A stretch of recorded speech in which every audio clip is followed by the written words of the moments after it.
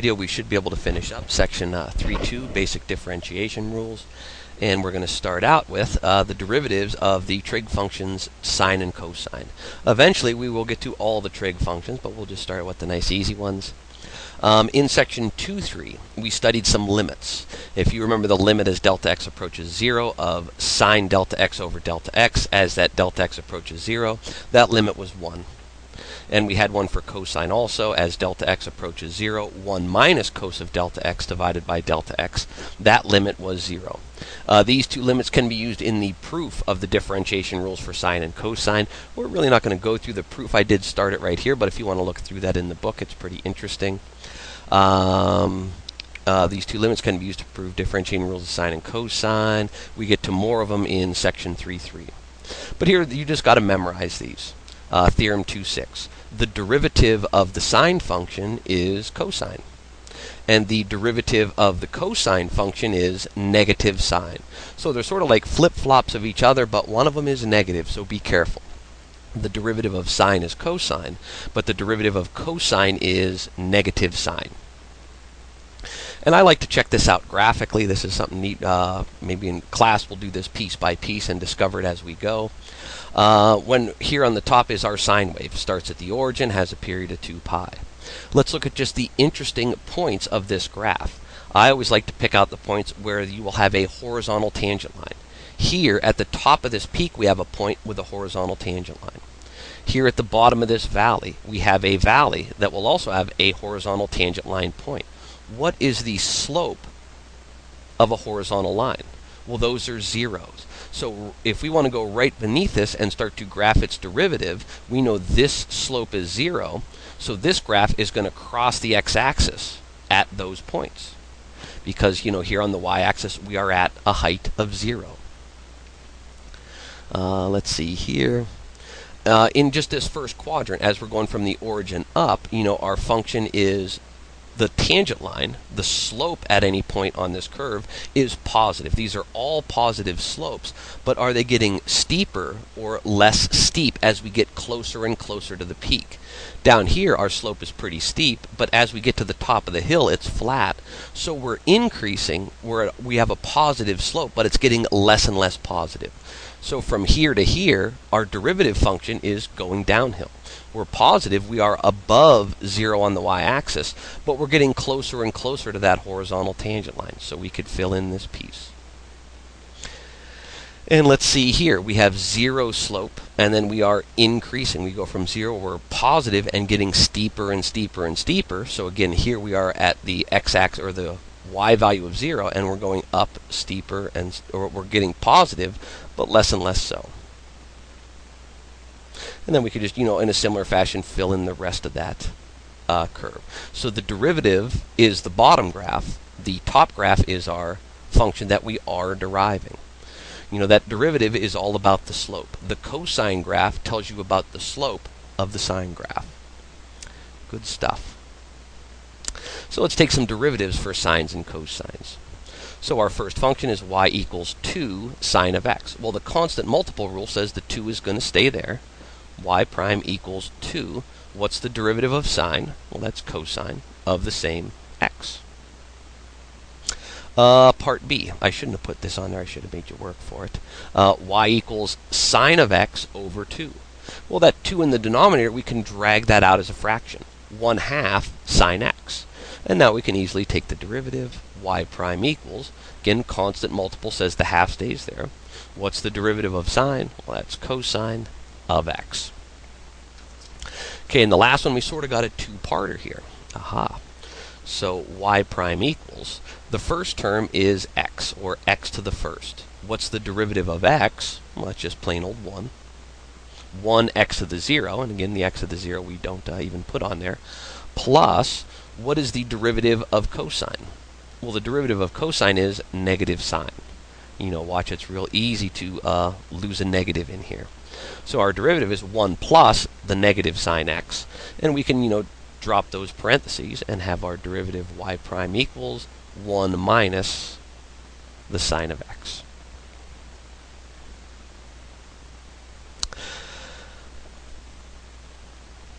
Derivatives of the exponential functions. Ooh, this threw me for a loop as I'm going through my notes and following along. I don't have this in my note packet, but this is a good place to introduce it because this is one of the most useful functions in calculus, the derivative of the exponential functions.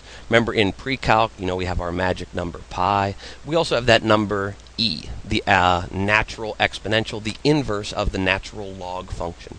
And I hinted in pre-calc that this e is a magic number, especially when it comes to calculus. If take some time, you can go through this the quick proof by the limit definition of the derivative of e to the x. The neat thing, or the magic property of e to the x, is it's its own derivative. If I have y equals e to the x, and I want the derivative of that y prime, the derivative is e to the x. It is its own derivative. And remember, the derivative is just the slope. So if I have, that's a pretty crappy graph, but you get the idea. The exponentials all cross through here, and this is our function e to the x. Well, if I plug in x is 1, I get a point here. This is 1 comma e to the first, and the derivative at this point is also e to the first. If I plug in the x value of 2, and we come up to the graph, this point would be 2 comma e squared. And the derivative at this point, the slope of this tangent line, would be e squared. And so on and so forth. Here would be 3, way up here would be 3 comma e to the third, and the derivative at that point, the slope at that point, is e to the third. The slope on the exponential curve is whatever the y-coordinate is the slope occurring at that point. That is its magic feature. It is its own derivative. So these are real easy to work with.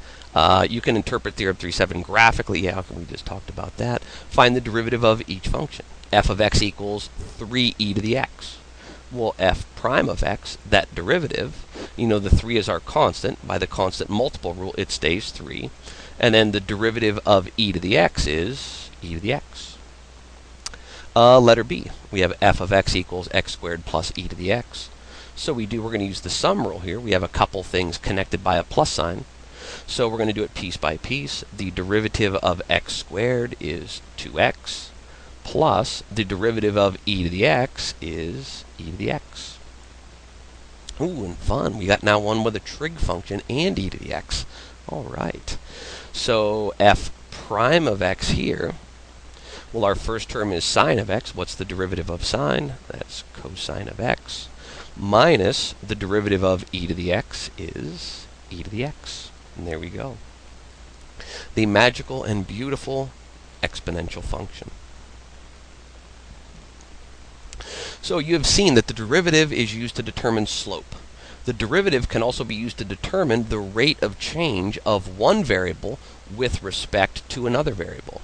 Application involving rates of change occur in a wide variety of fields. A few examples are population growth rates, production rates in industry, water flow rates if you're a city planner, velocity, acceleration. A common use for rate of change is to describe the motion of an object moving in a straight line. In such problems, it's customary to either use a horizontal or vertical line with a designated origin to represent the line of motion. On such lines, movement to the right or up is considered positive, and movement to the left or down is considered in the negative direction. The function s that gives the positive, or the position, relative to the origin, of an object as a function of time t is called a position function.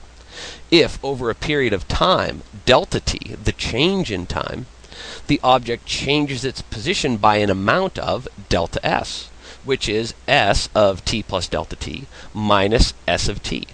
Then by the familiar formula, distance equals rate times time, in which we solve for rate. Rate is distance divided by time. The average velocity is the change in distance over the change in time, or delta s over delta t. That is the average velocity. So here in example 9, we're going to look, and there's nothing really for you to write down here. Find the average velocity of a falling object. Remember, the average velocity when we're looking at something like this if we had our parabolic curve, you can even do this without calculus. If I wanted to know the average rate of change between 1 and 2, I would find those points on the curve, and I would connect them with a secant line.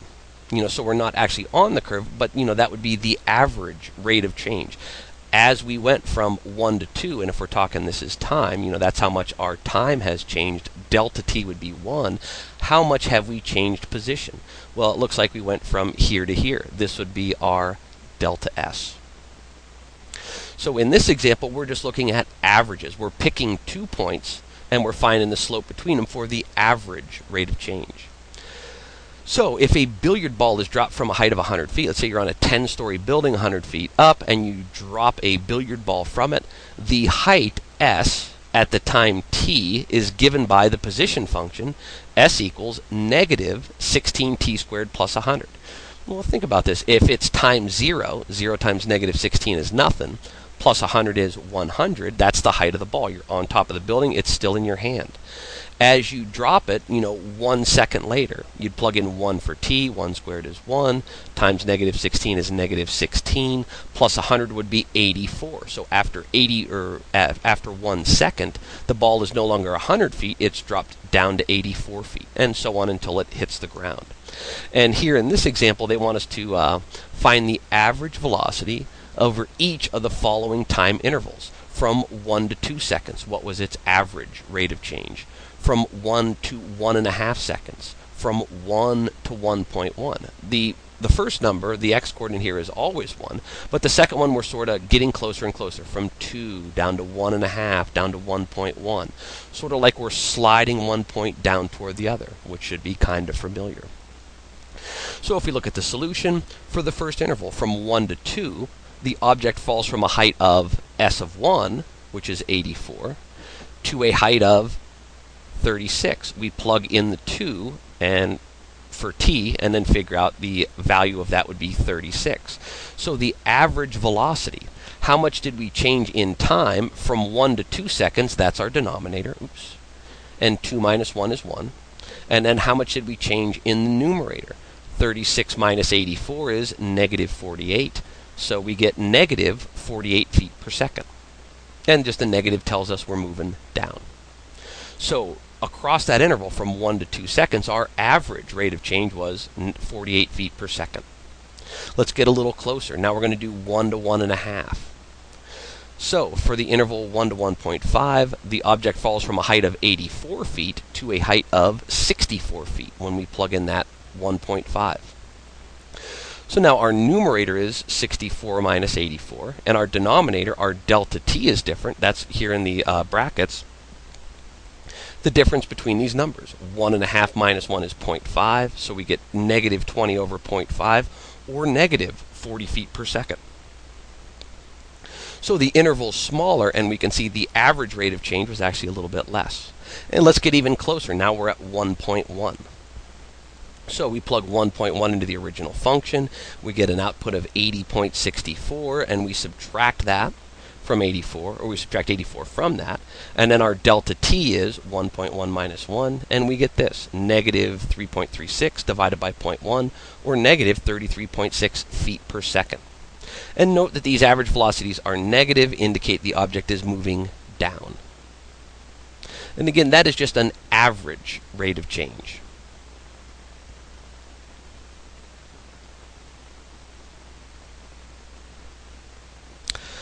Suppose in that example 9 you wanted to find the instantaneous velocity, or simply the velocity of the object when t is equal to 1 at a specific point in time, no longer across an interval.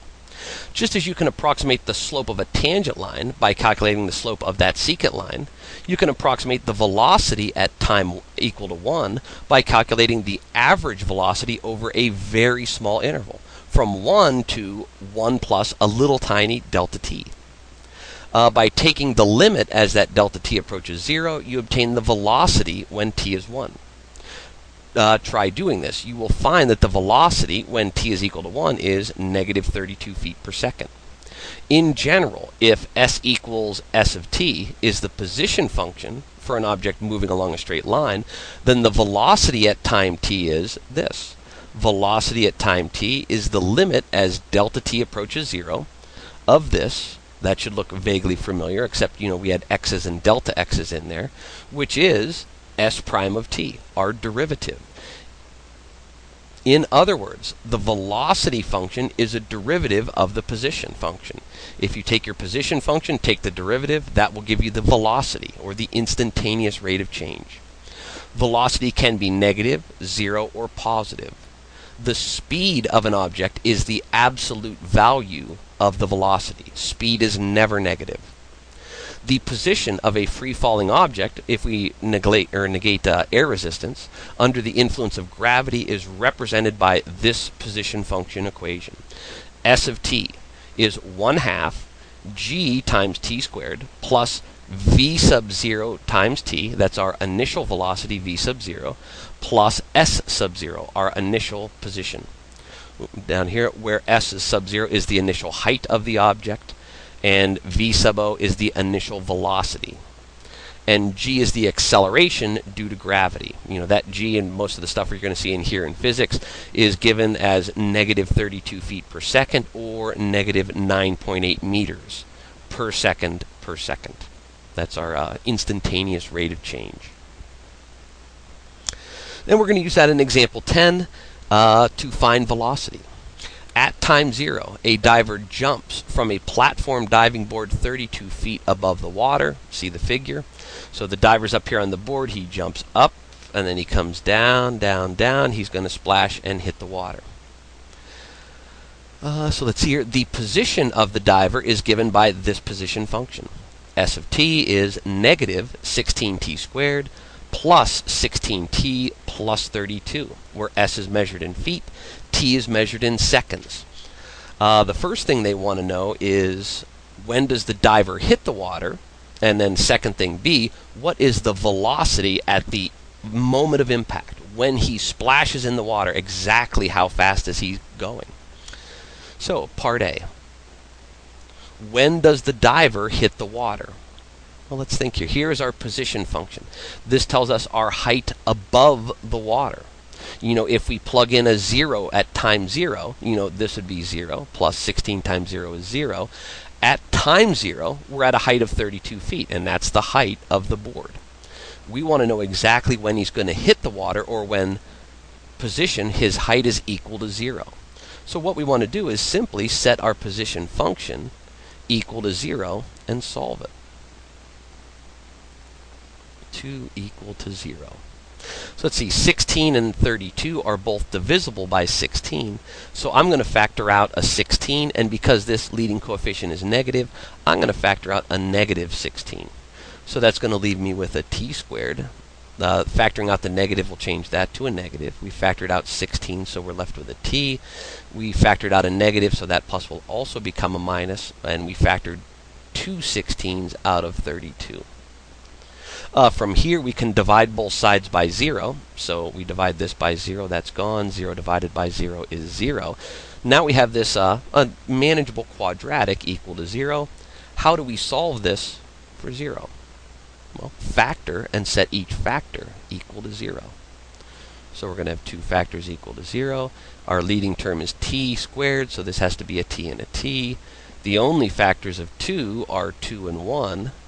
And we want them to add up to negative 1 in the middle. So this is going to be t minus 2. This will be a t plus 1. And then we set each of these to 0. T plus 1 equals 0. Tells us t was equal to negative 1. Or t minus 2 equals 0, which tells us t equals 2. Which of these does not make sense? What we want to find out is, when did he hit the water? Well, this answer here is negative. Did he hit the water 1 second before he jumped? No. This is our nonsense answer. This one makes sense. The diver's on the board, he jumps, he goes up for a little bit, he comes down, he's going to splash, hit the water 2 seconds after he jumped. So, when does the diver hit the water? After 2 seconds. Okay, oops, didn't want to quite go that far. This. Part B. What is the diver's velocity at impact? Well, here is our position function. The velocity function is the derivative. So here is velocity. Let's write it this way. Velocity function is just the derivative of the position function, s prime of t. Up here in blue, this is s of t, so let's take this derivative.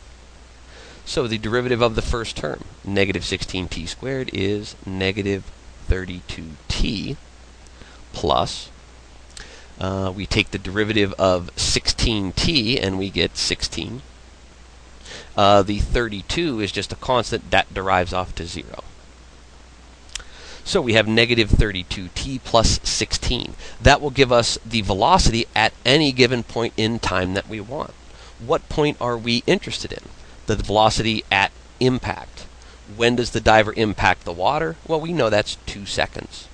So we want to find s prime of 2. We're going to plug a 2 in to our derivative. So that's going to be negative 32 times 2 plus 16. Oops, that's supposed to be a plus 16. So we multiply the first part and we get negative 64 plus 16, or negative 48 feet per second. That's our velocity. Again, it's negative because we're going down. Oh, and that's it. That's the end of Section 3.2, Introduction to Derivatives.